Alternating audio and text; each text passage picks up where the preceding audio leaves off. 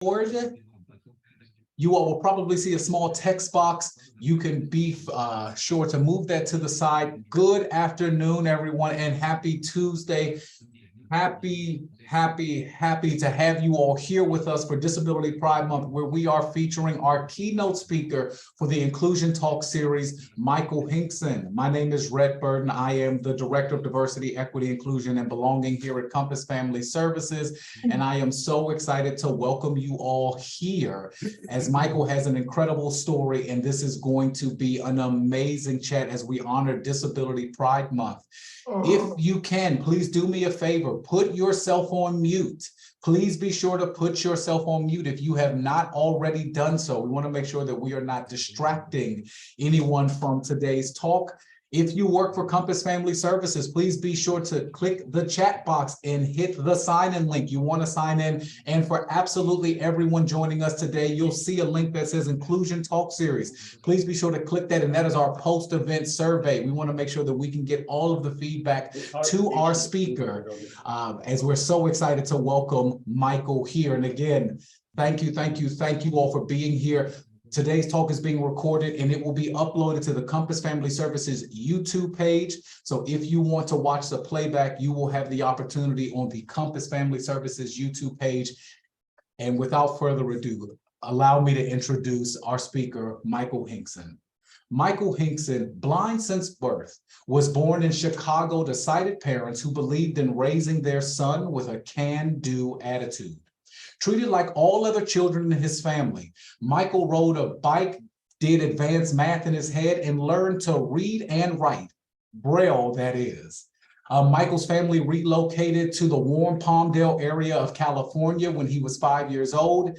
And it is here where Michael had his first adventure with guide dogs for the blind and received his first guide dog. He later went to college, receiving a bachelor and master's degree in physics, along with a secondary teaching credential from the University of California at Irvine. Michael has an amazing story and so much more to share, so I am not going to steal his thunder. So everyone, without further ado, please give your attention to our keynote speaker, Michael Hingson.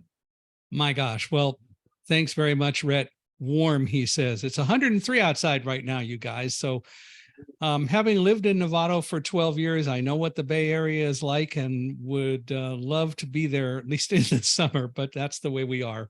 We have what we have. We moved to Southern California, actually 55 miles from where I grew up in Palmdale in 2014 for various reasons.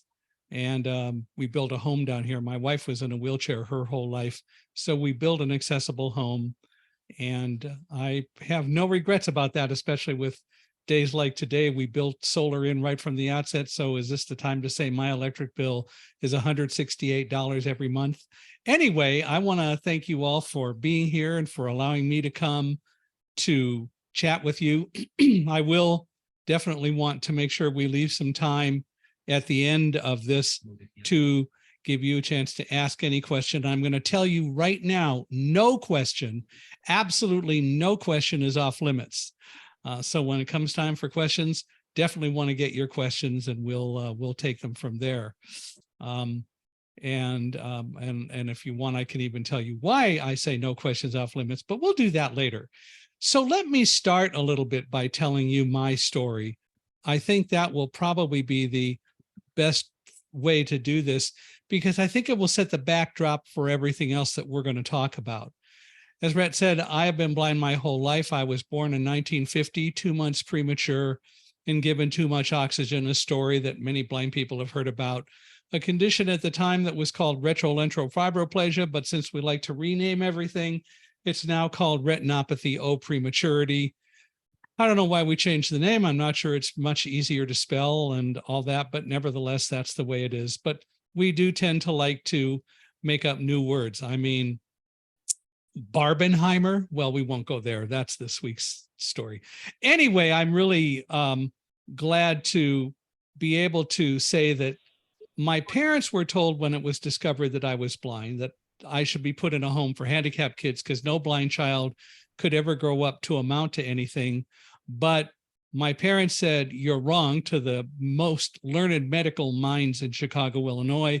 They said, we're going to take him home and he's going to grow up to do whatever he chooses to do with his life. And they were as true to their words as they could possibly be. I think that makes them sort of risk takers, but nevertheless, they did take the risks. I went home.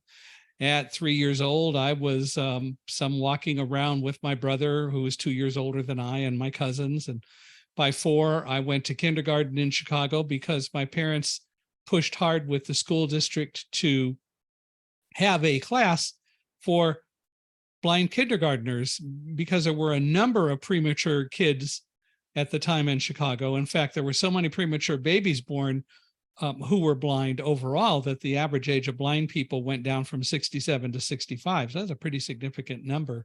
In any case, I walked to the candy store and did other things as my brother did, and so on. And then at the age of 5, my father got a job here in Southern California in Palmdale.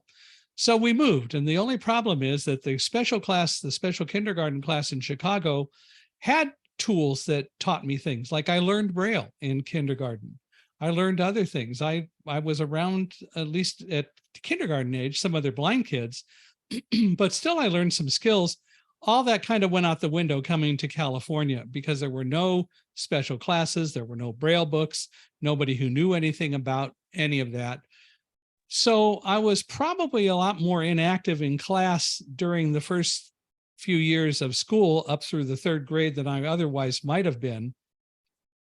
But we started getting other blind kids in the Antelope Valley where I grew up. And so as a result, between 3rd and 4th grade, the school district found a resource teacher who had been trained on dealing with blindness and so on. And so Mrs. Hirschberger came to be a teacher at the Tamarisk School, and she worked with all the different kids who were blind at the school, including me.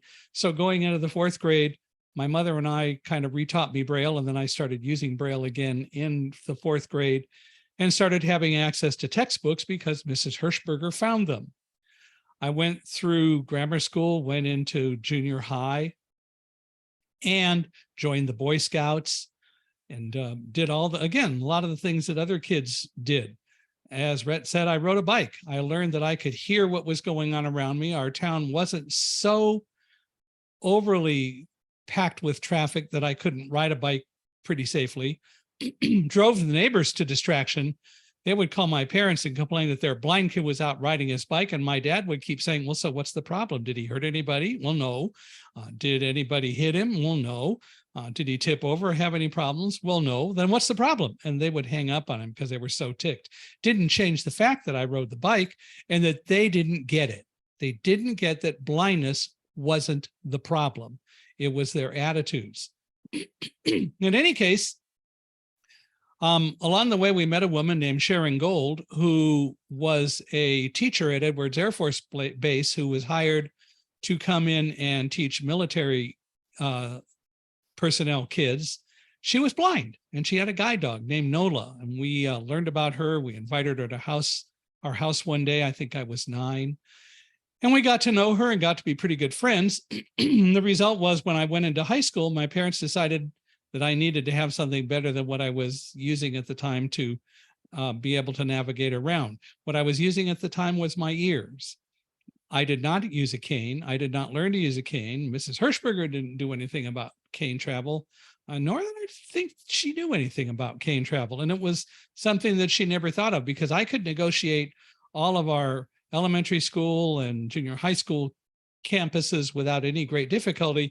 But going into high school, a lot bigger school, a lot more crowded.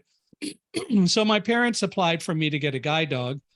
And at the age of 14, I was accepted. And so I went to Guide Dogs for the Blind in San Rafael in June of 1964 and got my first guide dog and then went to high school.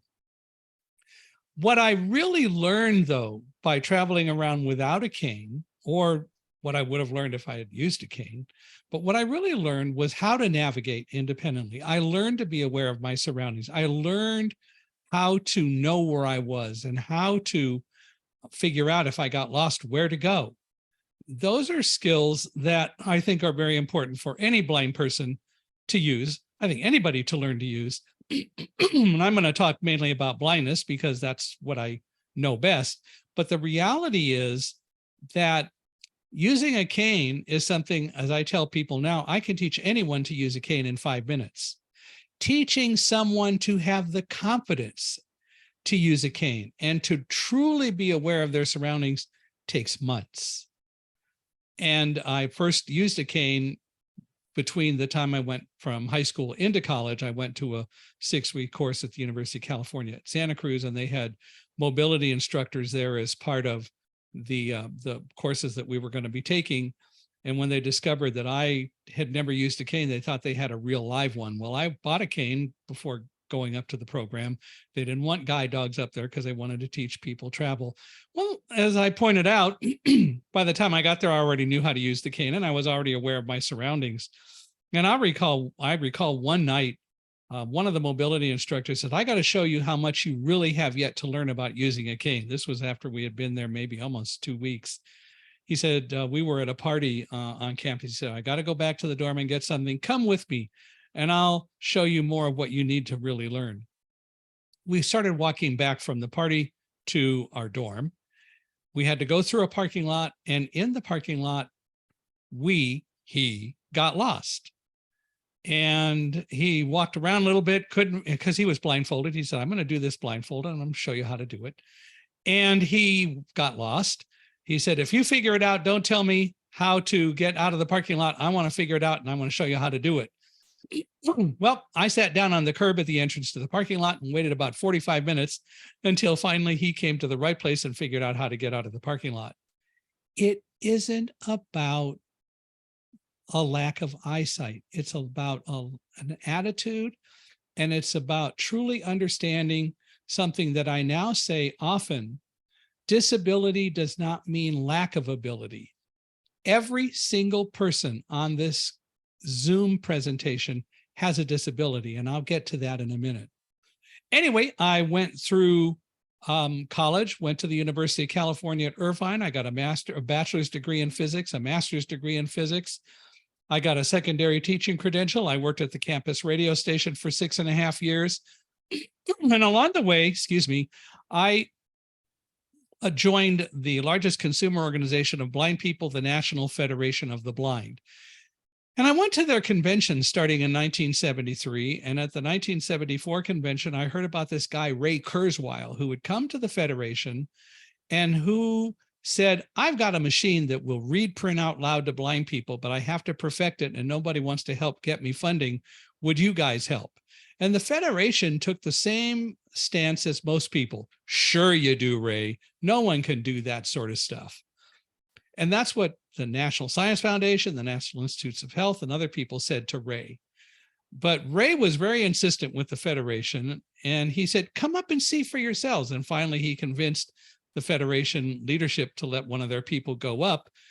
And Jim Gashel, the guy who went up, said, "Tell you what, Ray, I'll come up, but I don't want to read whatever you're going to put on the screen, on the scanner. It's got to read what I bring up, or we don't care." Well, to be really short about it, he went up, it did, and so the relationship began. He brought up magazines. I think he even brought up a newspaper. He brought up some books. The machine read them all. What Ray did that nobody else had done was perfected a way to literally have any type style, set of type styles, or print and type style combinations on the same page, and the machine would still read it. What we call omnifont optical character recognition, something that's absolutely straightforward today that happens to be an app on my iPhone. But back then, it was a 400-pound system that cost $50,000. Heck of a deal. But the bottom line is that I'd heard about it, and then I was approached by the president of the National Federation of the Blind. He said, "You're in physics, right?" And I said, "Yeah." Ken Jernigan wasn't that much of a technical guy, but he said, "Look, we're going to start this process and this relationship with Ray Kurzweil. And in a couple of years, we're going to start a program where we're going to take a bunch of his prototype machines out into the field and put them in places where people can use them so that we can develop a set of recommendations that need to go into the final production version of the machine. And we want you to do that, if you will. I'll keep you posted as to when." Well, so I got looped into everything that was going on. I read all the letters that came or that were sent by Kurzweil and the Federation to foundations seeking funding. We finally got all the funding. And after getting my master's degree and taking some business administration courses in October of 1976, I boarded an airplane going from California to Boston. Never been there, never been that far away from home, certainly without parents. And anyway, off I went. And I got to Boston. I took a cab to the Home Away Apartments, which is where I had gotten a room. Actually, the Federation folks got a room for me there. And the next day I went to Kurzweil and began working with them to learn the machine. I spent a few months in Boston learning everything I could about the reading machine. And then eventually in March of, now it would be 1977, I went with the first prototype machine that we put out in the field to the Iowa Commission for the Blind, where Jernigan was the director, and he was also president of the National Federation of the Blind. And over the next year and a half, we put machines at various places around the country. And literally, I lived through suitcases in hotel rooms for 18 months doing this project. And then I went to work for Ray, continuing to do human factors studies as he perfected the machine. In May of 1979, I was living in Massachusetts and working for Ray, and I was called into the office of Andrew Parsons, the vice president of sales and marketing for Kurzweil. And he said, "Got to tell you, we're going to lay you off." And I said, "Why?" He said, "Well, nothing that you did. Your work is really great, but like a lot of engineering startups, we've hired way too many people who are not revenue producers, and we're not making enough money to support everyone. And so we have to lay some people off. And as important as your work is, it's not as important as raising money and making sales. So we have to lay you off." And then he paused and he said, "Unless you'd be willing to go into sales." Well, I took a micro nanosecond and decided, as I love to tell people, I'd lower my standards from science to sales and go into sales. But they didn't want me to sell the reading machine for the blind. They had a new commercial version called the Kurzweil Data Entry Machine, the first omnifont system that lawyers, not architects so much, but lawyers, banks, publishing companies, and others, anyone who needed to digitize material could use this machine to do that, starting the whole process of making the world of the electronic age and very transportable documents a reality. So I was asked to learn to sell a $125,000 unit. They sent me to a Dale Carnegie sales class, and I learned all about selling, and I learned what sales really was, the good things about sales, and then started selling. My sales territory was New England and all of Canada. And I realized the faith that they must have had in me because of whatever I had shown them to be able to trust me with all of that. But that's what I did.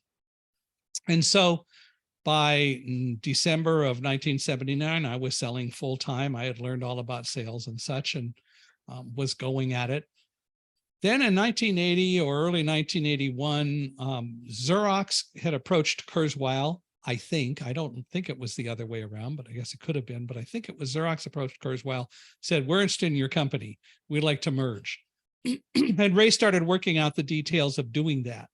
And so in the late summer of 1981, I was asked to relocate back out to California because I had established a good relationship with a lot of the Xerox people as the relationship moved forward. Being technical, I was asked to help coordinate Kurzweil being integrated into Xerox on the West Coast, especially with the Palo Alto Area Research Center, PARC, and also to sell out there. So I moved back to California in October of 1981.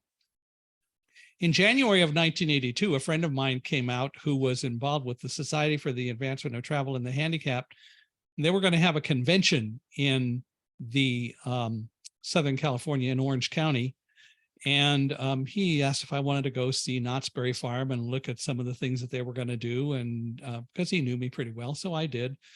And he had a woman who was driving him named Karen Ashurst, who was a lady in a wheelchair. And so we went to various places, and that night we went to dinner.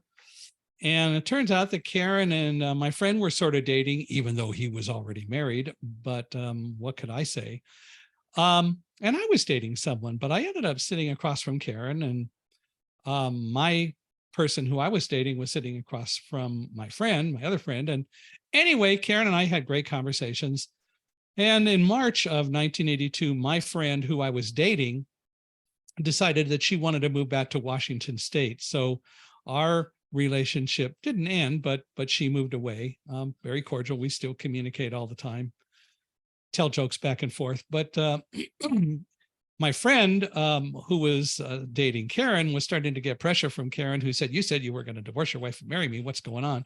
So to be real blunt about it, he pawned Karen off on me, saying that my person who I was dating left and I was devastated and all sorts of things. Anyway, so I started talking to Karen. Now, Karen was a travel agent, which is how she got involved in all this in the first place.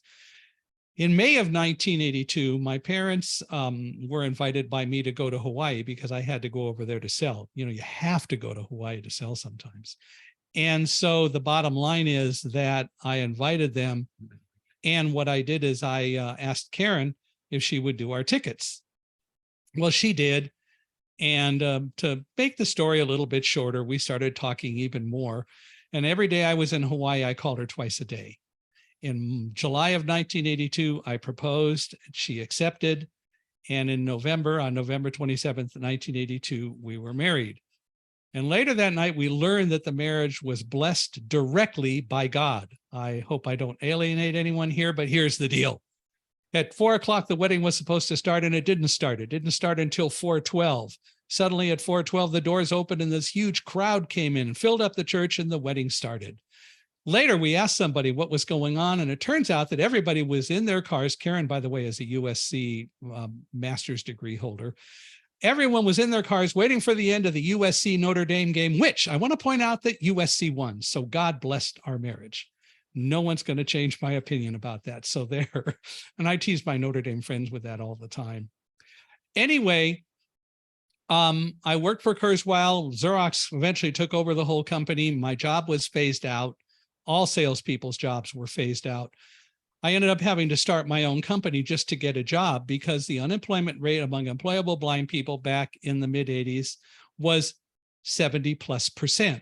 And there was no ADA. There was nothing in the way of laws to really provide me with any protection and being able to compel people at least to consider me. I owned my own company selling computer-aided design systems for 4 years. And then I went back into the workforce. And when I went back into the workforce, I decided to do that because I was done just having the company and I wanted to go back working for someone else. My wife and I talked about how to do that with the unemployment rate being so high. And she found a job that we both thought would be great for me. And she and I talked about what I should do in terms of what I should put in the cover letter. Do I say I'm blind in the cover letter to the resume or not? If I say I'm blind, I'll never get a response from anyone. If I don't say I'm blind, I might get a response, but then when I go to the interview, they're going to be all ticked off that I didn't tell them, so they could reject me out of hand. So I finally wrote a cover letter, and here are the last 2 paragraphs of the cover letter. And this is important because I think it will really illustrate to you my attitude about the world. The last 2 paragraphs of the cover letter went like this. The most important thing that you need to know about me when you're considering me for this job is that I am blind. As a blind person, I have had, and it was a sales job, as a blind person, I have had to sell all my life just to survive. I've had to sell to convince people to let me buy a house. I've had to sell to convince people to let me rent an apartment.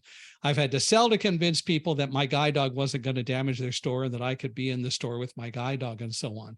So, second paragraph, when you're hiring someone for this job, do you want to hire someone who comes in and sells for 8 or 10 hours a day and goes home because that's the end of the job? Or do you want to hire somebody who truly understands sales for the science and art that it is and who sells 24 hours a day as a way of life? That's the letter I wrote. We sent it to this company that we thought would be great. 2 weeks later, I got a call from Doug Cooper, who was the VP of sales and marketing. And he said, what you wrote in your letter convinced us that we want to talk with you. And I went down and I was hired. I started on July 3rd, which is a great day to start because the next day was a holiday. And I worked for that company for almost 8 years. I was eventually asked to relocate to New York for the company because I was selling primarily to the East Coast, and we opened an office there for them. But I was recruited away a year later in 1997. And then 2 years later, I was recruited away by another company and asked to open an office, which we did on the 78th floor of Tower 1 of the World Trade Center. That floor is called a sky lobby. There are elevators that went straight from floor 1 to floor 78 without any stop in between. And as I would invite customers to come up, or they would say they wanted to see our products once we opened the office, they not necessarily knowing as much about the World Trade Center as I did, I would say, okay, no problem. We reserved an elevator that's going to bring you straight from floor 1 to floor 78. Boy, did we impress a lot of people with that. They never knew. I hired a sales force. I hired a service force. I hired the staff that we needed, and we ran the office. I was the Mid-Atlantic Region sales manager. I was responsible for the office, and the office officially opened on August 1st, 2000. The next year in August, I was contacted by one of our distributors because they worked with a number of reseller partners who occasionally would sell our stuff, but they didn't really know how to do it. We decided that we would have some sales seminars to teach all of the reseller partners how to sell our products. And we set that seminar up. And wouldn't you know, it happened to be on September 11th, 2001. We actually had 4 seminars scheduled for the day. I arrived a little bit early, as I would do, especially for something like this. We had arranged for food to come from the Port Authority cafeteria. And when I arrived, the guy with the cart with the food from the Port Authority cafeteria was just arriving as well. And so I let him in, showed him where I wanted to set up food. Then I went in and got our laptop projector, and my laptop brought them into the appropriate place. And a couple of minutes later, David Frank arrived. David was a colleague from our corporate office who was responsible for consumer pricing and digital or distributor pricing. And so he was there to talk about pricing. I was going to do all the technical stuff, which I would do anyway. And David and I aimed the projector. I'm great at doing PowerPoint, but aiming projectors, I just really haven't got the knack of doing that yet. One of these days. In any case, everything was set up. And the last thing we had to do was to create a list and send to the Port Authority security desks on letterhead a list of all the people who would be attending the seminars. David and I were in my office.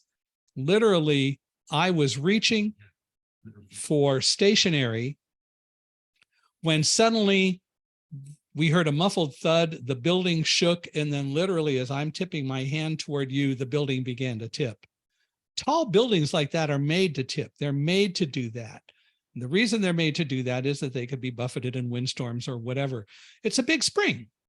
The building tipped and came back, and then David saw fire outside our window and started shouting, "Oh my God, Mike, there's fire and smoke above us. We got to get out of here right now." And I said, well, okay, slow down, because I was seeing some things that David wasn't. I had by that time my 5th guide dog, Roselle, and she was yawning and wagging her tail going, "Who woke me up?" So I knew whatever was going on wasn't such an urgency that we couldn't try to evacuate in an orderly way. There was no need to panic. I finally got David to get our guests to the stairs and start them down. Meanwhile, I called Karen to let her know that there had been an explosion or something and that we were leaving. I didn't know anymore. The media hadn't got the story yet, so I couldn't tell her anymore. But then we got to the stairs after I hung up and David came back. We started down and I began smelling an odor that I eventually realized were the fumes from burning jet fuel. I observed that to other people who said, "Yeah, we couldn't figure out what it was. You're right. We smell that at airports all the time." So we figured out an airplane hit the building, but we had no clue as to what was going on. Why wasn't I afraid? Because I spent a lot of time when I first started working in the World Trade Center, walking around with a cane, not a dog, because dogs will go around things and I want to know where everything is in a complex like the Trade Center. So I walked around, I learned where all the kiosks were in the shopping mall on the first floor. I talked to the emergency preparedness people, the Port Authority security people, police, fire departments. I learned everything I could about what to do in an emergency because I didn't have the luxury that all of you think you have, which is reading signs. So I needed to know it all. As the leader of that office, I needed to have that information so that I could do exactly what ended up happening that day. What I didn't realize, I was really creating in my head a mindset that said, you don't need to be afraid if anything happens. Anyway, we went downstairs, we got out, and we got into the lobby of One World Trade Center, and we were told, don't go outside. We didn't know at the time that people were jumping because we didn't know it was a terrorist attack and nobody was telling us. So we went through the whole complex and got outside, and then David saw fire in Tower 2, but we needed to get away from the complex. So we walked over to Broadway and walked north on Broadway on the west side of the street. And we got to Vesey Street, which was maybe 100 yards or so away from Tower 2. And David said, I see the fire really clearly. I want to take some pictures. He did that. I took out my phone. I tried to call Karen. I couldn't get through. And I hung up my phone after not being able to get through because people were saying goodbye to loved ones. So the circuits were busy. David was just putting his camera away when a police officer said, get out of here. He started yelling, get out of here. Something's happening. The building's coming down. We got to get out of here right now. And I heard this rumble that became this deafening roar. I describe it as kind of a combination of a freight train and a water call. You could hear glass breaking, you could hear metal clattering and so on. And the bottom line is that Tower 2 was collapsing. David ran, he was gone. Everyone was running every which way. I turned 180 degrees with my guide dog, Roselle. We ran back the way we came. We got to the next street down, which was Fulton Street, turned right on Fulton Street, ran about 25 yards. And it turns out we caught up to David because he suddenly realized that he had left me and was going to come back and find me, but I found him first. We kept running. We got caught in the dust cloud, all the dirt and debris from Tower 2's collapse. We ran for a ways, and I kept telling Roselle to turn right because I wanted to find the nearest opening into a building that we could go into. I didn't know whether she could hear me or see my hand signals, but she did. We turned right, and she stopped because we were at the top of a flight of stairs. We were standing there for a moment and realized it was stairs. And then we went down into the subway system because that was the Fulton Street subway station. And we were in there about 20 minutes when, and part of the time we were in an employee locker room. An employee of the subway system found us and others and took us there. But a police officer came and said, the air is clear, you got to get out right now. And we went back upstairs. And then David looked around when we got outside and said, oh my God, there's no Tower 2 anymore. He said, all I see are pillars of smoke hundreds of feet tall. We just continued to walk on Fulton Street for a ways, and then we heard that freight train waterfall sound again. We were in a little plaza. There was a retaining wall. We got behind it and ducked down, and after all the noise subsided and the wind passed, we stood up, and David said, oh my God, there's no World Trade Center anymore. And I said, what do you see? And he said, all I see are fingers of fire and flame hundreds of feet tall and pillars of smoke. It's gone. A couple of minutes later, I tried Karen again, and this time I got through, and she's the first who told us how 2 aircraft had deliberately been hijacked and crashed into the towers, 1 into the Pentagon, and a 4th was still missing. I got home later that night, and we started to try to make sense of it. The next day, I called Guide Dogs for the Blind because some of the people from there had visited us in the complex, and they wanted to put out a story. They did. And suddenly I started getting literally hundreds of requests for interviews. And Karen and I talked about it. We decided that if my being interviewed would help people move on from September 11th, if I could teach people about blindness and disabilities, if I could teach people about guide dogs and so on, then it was worth doing. Then I started getting calls from people who said, would you come? We want to hire you to come and tell us your story, teach us what we should learn about September 11th. And I decided that selling life and philosophy and such was a whole lot more fun than selling computer systems and hardware, which is what I was selling. And so since the beginning of January 2002, I have been a full-time public speaker, and I also was the public speaking National Public Affairs Director for Guide Dogs for the Blind for 6.5 years. But mostly I've just been a keynote public speaker my whole life. So I'll tell you right now, if anybody knows of any organizations or anyone that needs a speaker, love to hear from you. Speaker@michaelhingson.com works very well. Rhett has my accessibility address, and we can talk about that. Okay, so why tell you all that and take so much time? One, you never know whether you might suddenly find yourself being a person with a disability. How are you going to handle it? I am here to tell you that disability does not mean, as I said, a lack of ability. You have as much a disability as I do. What's your disability? Probably most everyone there is not blind. So for all you non-blind people, your disability is that you're light dependent. You don't do well without light. Proof? I was in a hotel in March. I was walking downstairs with my niece and nephew, after putting luggage in our room on the 3rd floor, and suddenly everyone began to scream. And I asked my niece, Tracy, what's going on? She knew me and she was pretty calm about such things. She said, we just had a massive power failure in the hotel, and it turns out around the hotel as well. And everybody didn't know what to do because they couldn't see. Don't tell me you don't have a disability. The difference, however, is that there is so much emphasis put on eyesight that technology, since Thomas Edison invented the electric light bulb in 1877, the technology is such that all we do is focus on making sure that you have light wherever you go. Doesn't change the fact that the disability is there. And only now dealing with blindness and only now dealing with other kinds of disabilities are we start to even really having major discussions about it. We're not there yet by a long shot. Yes, we passed the Americans with Disabilities Act, which helps. It helps a great deal. But the other part about the ADA is that there's not a lot that you can really do. You can't sue for damages under the ADA. States like California do have provisions where you can sue for damages, which is why in 2003, when Target was sued because they did not and refused to provide, 2001, they would not make their website accessible, target.com.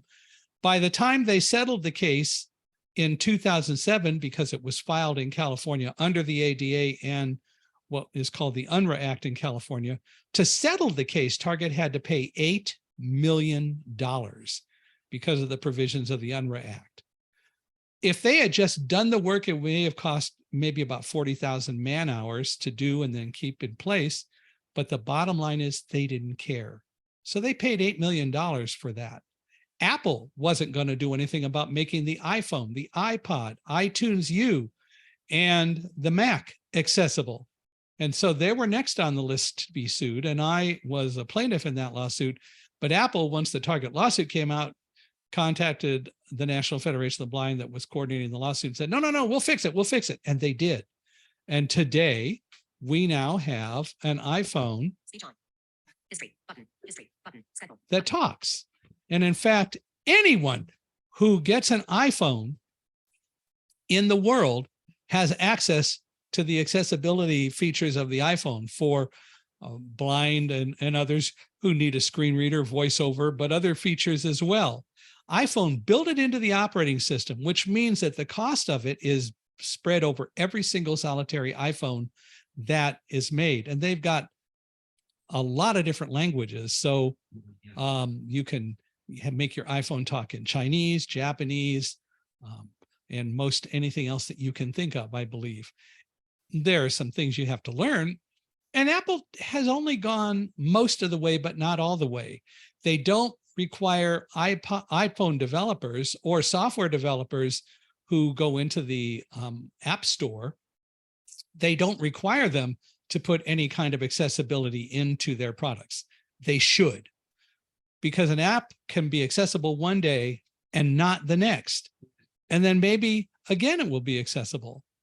But the bottom line is consumer organizations have come along and really been the start of making more people aware of the reality that disabilities don't mean that we are less than everyone else in the world, that we're part of society, and that we ought to be considered as much a part of the world as everyone else. We have the same right to live in the world as all of you. And what we need also is people not to think that just because no matter what your disability is, quote, it doesn't make you less of a person. Yeah, you may not have the same gifts as everyone else, but I know many people who have developmental disabilities or Down syndrome who have gifts that, I hate to use the expression, but it's cute, people would give their eye teeth to have. The reality is God gave us all gifts. And the fact is that what we need to do is to recognize that everyone is important and has gifts. Consumer organizations, as I said, have helped to make a difference. We're now starting to see state agencies deal with it more.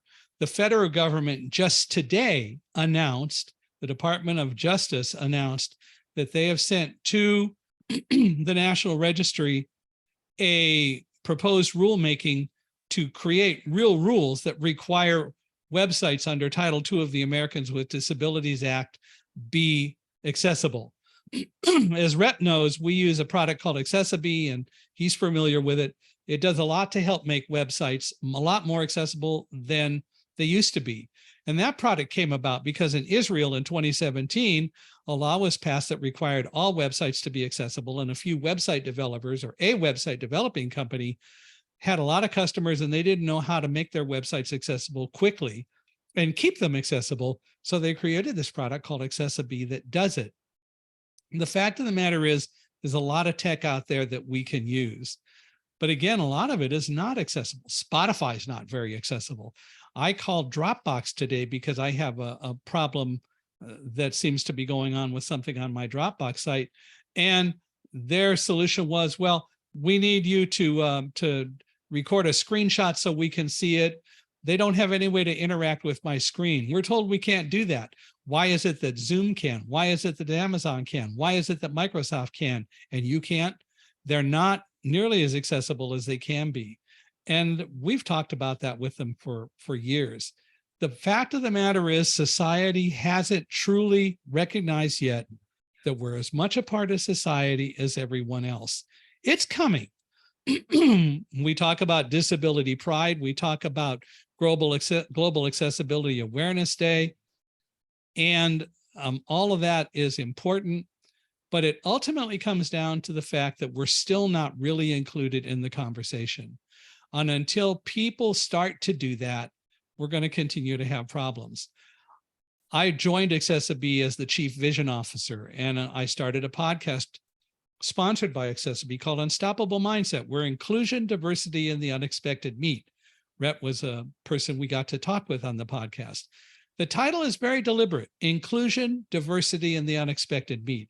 Because if you ask anybody what diversity means, they're going to tell you it means sexual orientation, gender, ethical things, race, but they don't include disabilities. And that's the problem that we have to deal with. And so the result is that we've got to start changing the whole attitude. And ultimately, it means that we should make disabilities a part of all of our conversations. Otherwise, it's never going to happen. And it's what we really need to do. And so I hope that people will learn that the reality is we're just like everyone else. And there is no reason not to be able to be a part of the world. The limitations are not ours. It's the mindsets that people have. And the fact of the matter is, the whole concept of being an enabling society, for example, or differently abled is a horrible term. I'm not differently abled. I have the same abilities that you do. I may not accomplish tasks exactly the same way. You have gifts that I don't have, but how many of you can do algebra in your head, math in your head? How many of you could walk around your street blindfolded? Doesn't bother me to do any of that stuff. And if I don't know, I have ways to learn whatever I need to know. The fact of the matter is, we've got to get out of this mindset that people with disabilities are less than we are. That's the most important thing I think that you can take away from this conversation and what we're doing today. And I think that rather than going on, unless Rhett, you want to say anything, I'm going to stop and let people ask questions. Like I said, no questions off limits. I'll tell you why. I spoke at a kindergarten through 6th grade, an elementary school class back in the early 2000s, probably about 2004, 2005, up there in San Francisco. And the teacher said, you can only talk for about 10 or 15 minutes and then you're going to lose their attention. And I was sitting there laughing at the teachers who said that, because I came with my guide dog, Roselle. You think they're not going to want to pay attention to a dog? So 40, 45 minutes after I started, I asked people if they had, the kids, if they had questions. And this 3rd grade boy, of course it was a boy, gets up and his question was, how do blind people have sex? So I'm telling you, there is absolutely no question that you can ask that would be a bother. And by the way, just so you know, I answered it the same way everybody else does. And if you want to know more, go ask your parents. I'm not dumb. Anyway, I will stop and let people ask questions, and we'll kind of go from there. I don't know how you want to do that, Rhett. I'm open either way. Absolutely. Well, first, thank you, Michael, so much for sharing your story, hearing about your background and what you were able to do with your colleagues on 9/11 is really, really remarkable. The comfort that you had in the Twin Towers. And I did not know that an elevator went from 0 to 75 or 78, which is so interesting. So thank you so much for sharing your story and imparting the wisdom that you gave today. What I want to do for anyone that has a question, I'm going to remove the spotlight so I can see each and every one of you. And as you heard Michael say, no question is off limits. So if you have a question to ask, you can either come off of mute, be sure to raise your hand, I'll call on you, or you can put it in the chat and I will read your question off. But again, Michael, thank you so much for sharing your expertise with us, and you have an incredible story. But you and I have chatted about that before. So I want to turn it over to our audience. Does anyone have an immediate question for Michael with the time we have left? We have about 10 minutes left in today's presentation. So if you have a question, again, feel free to put it in the chat or to raise your hand and I can call on you so you can ask. Don't be shy. Yes, don't be shy. Let's see. Michael, Celia from our staff said, no question, just want to say thank you for speaking and enlightening us. So thank you so much, Celia, for your comment. Again, Michael is a fantastic storyteller and speaker. Michael, I have a question for you, and I'll kick this off as other folks begin to think. With the American with Disability Act, that is going to be 33 years old, I believe, tomorrow. 33 or 34. Yes, 33 years old tomorrow. Can you talk about the importance of the disability rights movement from your vantage point?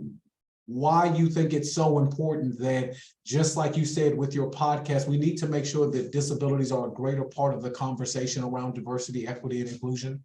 I think that the Americans with Disabilities Act opened the door so that people are now told that people with disabilities do have rights. But again, it's still not nearly where it needs to be. I think something that needs to happen, and a lot of people would disagree, is that the Americans with Disabilities Act should allow litigation for damages. Look at websites, right? There are only about 2% of all websites that are using any kind of technologies to make them accessible. And even the government didn't really do it, even though there was a law passed in 2008, 2010, section 508 of the Rehabilitation Act. Even the government isn't really doing a lot with it. The penalties aren't there yet. And so people ignore it way too much, which is extremely unfortunate. But I think it will change. Now that the Department of Justice, even though they've been promising it since the Obama administration, will in fact start putting in rules about making websites accessible, it still is something that we've got a long way to go. And we do need to really address it in a more substantive way.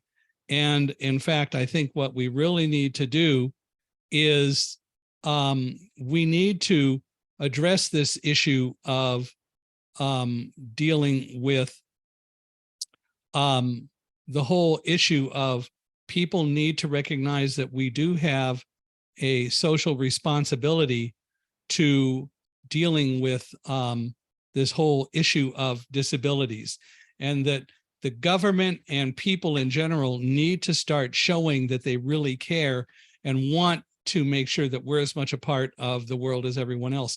Look, years ago, the Gallup polling organization, while they were surveying people's fears, for many years said that one of the top 5 fears in this country was going blind, not even having a disability, but going blind, because we emphasize it so much. The reality is it isn't the blindness, it's the attitude. And that's what we need to change. The ADA starts the process. The Air Carrier Access Act, which governs airlines, also is a rule that is out there, a law that's out there, but it needs to change even more. Under the ACAA, you can't even litigate, much less litigate for damages. At least with the ADA, you can file complaints and sue, but you can't even sue an airline under the Air Carrier Access Act. They got that worked out really well. That all has to change. If people really want to become part of society, if they really want to say that people with disabilities are a part of society, prove it. Put yourself in a situation where you have to abide by the law or you get penalized. And I think that that's one of the main things that needs to happen. But consumer organizations have come so far with it, and I think that will continue to happen. Thank you, Michael. We have two other questions for you. One is from a colleague here at Compass Family Services. Said, I saw a video online that stated blind people do not see pitch black, but variations of shades depending on the type of blindness. Is that true? Well, I think the issue really is a different one. I don't know what black looks like, right? So I'm not sure how to really describe that. The fact of the matter is that black is a color, just like white is a color, green is a color, anything is a color. And the fact of the matter is that it isn't a matter of what I see and don't see. It's a matter instead of, again, how I deal with things. And what I think we really need to do is to not try to put it in terms of colors, but what's really going on. So for me, no, I don't see black. I don't see white. I don't see any of that. What I do is I'm used to just being able to function without having any kind of eyesight. We've got to get away from the idea that we've got to equate everything to eyesight. Black isn't really an issue. White isn't an issue. Green and red aren't issues. If so for example, let me turn it around a little bit. Describe to me, if you will, the person who asked that question or anyone, tell me what red looks like. I want to know what it really looks like to see red. Anybody want to try?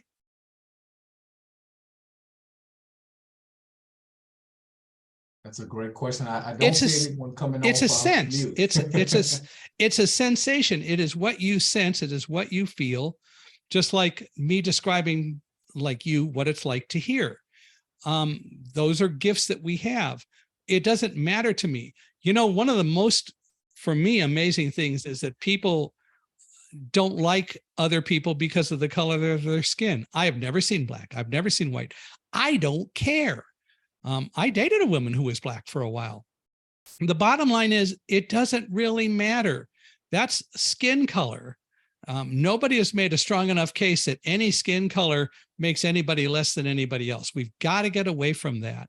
So, you know, I don't know whether I see black or whatever, or some people with a little bit more eyesight than I see shades or some colors. It doesn't really matter. And by the way, as a thought, we're not blind or visually impaired. If you go up and talk to any person who is deaf or hard of hearing and you call them hearing impaired, they're liable to bust you in the nose because they don't like hearing impaired. We're not impaired, and we've got to get away from that with blindness. We're not visually impaired, which is bad on two fronts.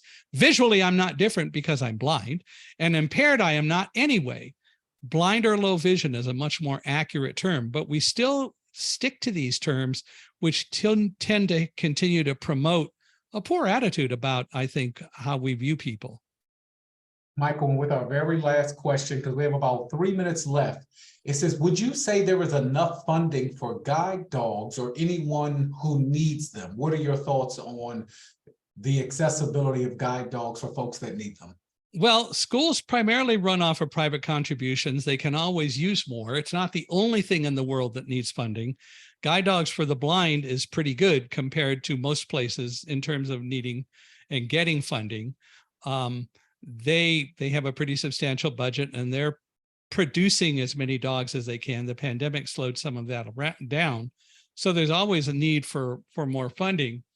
But what I really think there's more of a need is to fund agencies like Compass, organizations that are really, and I hate to use the term, but I'm going to, on the battle lines to fight discrimination, because they're the ones that are really trying to raise awareness.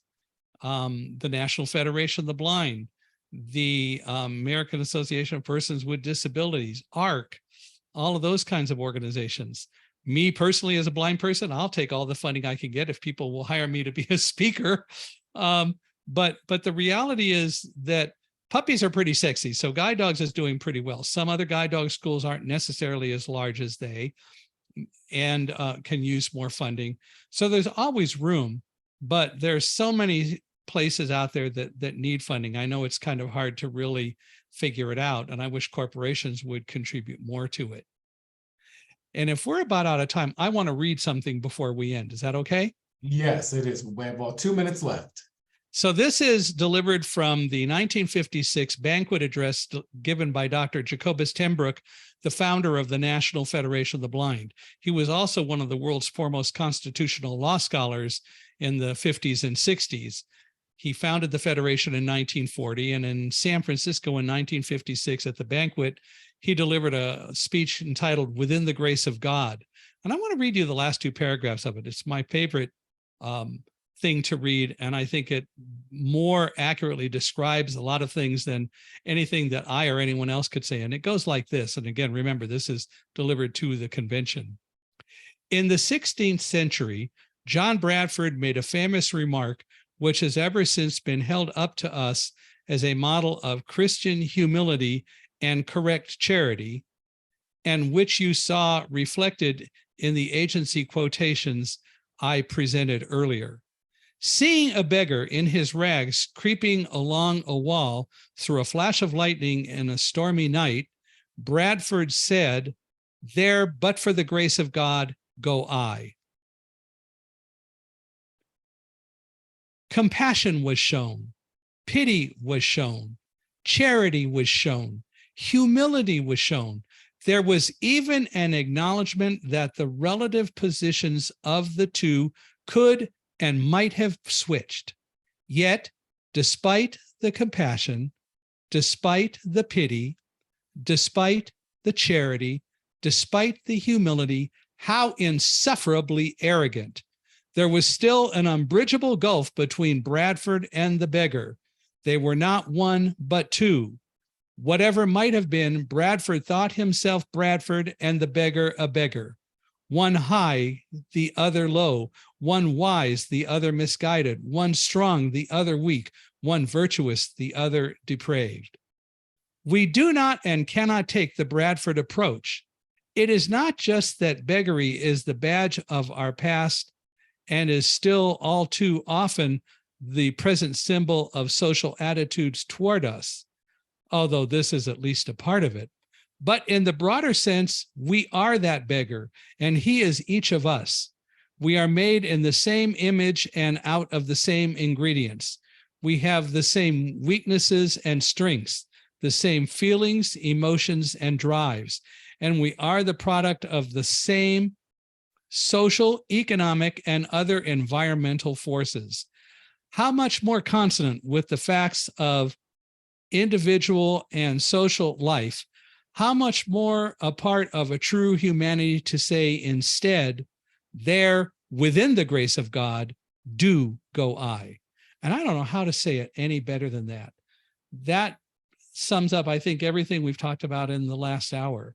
And I hope that all of you will take the initiative to help educate other people, engage in the conversations, and continue to contribute the way you're doing, because everything that you do helps. Michael, thank you so much. For everyone, I'm going to stop recording.